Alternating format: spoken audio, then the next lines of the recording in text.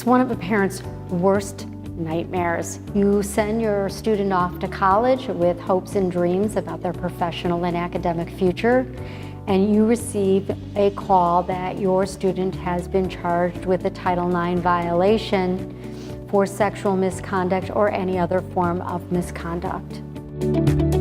Let's pick up where we left off in providing tips for those individuals accused of Title IX matters. Our sixth tip is create a timeline of events and a list of witnesses. It's very important to gather the names of those people who you think will help corroborate your version of events. If you decide to hire an attorney, your attorney might want to send out an investigator to interview witnesses or interview witnesses themselves. Also, the timeline's really important because while facts are fresh in your mind, you can really recreate the situation at hand. Our seventh tip is to review your school's sexual misconduct policy multiple times. And if you've read it multiple times, read it again.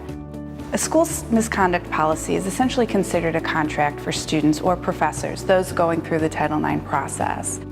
These policies are incredibly complex.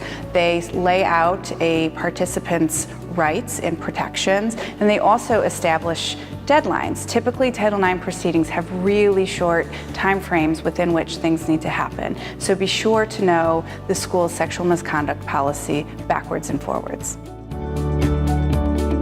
Our eighth tip is be upfront if you battle a mental health disability or learning challenge.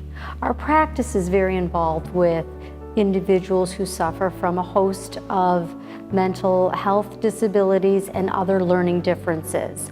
So if you have registered with your university's Office of Disabilities, it's important to make sure that you also receive accommodations during the Title IX process.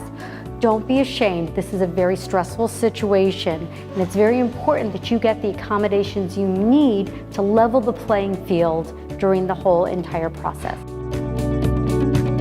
Our ninth tip is that an accused student or professor should consider whether to file a cross-complaint. Sometimes the accuser has engaged in the exact same type of behavior as the accused, and when this happens, a cross-complaint might be incredibly beneficial for a defense.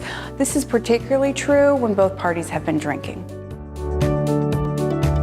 Our 10th and final tip is that a student or professor accused of Title IX charges should make sure that all questions or concerns should be documented through email. It is very, very important to create a written trail of events to make sure that there are no miscommunications.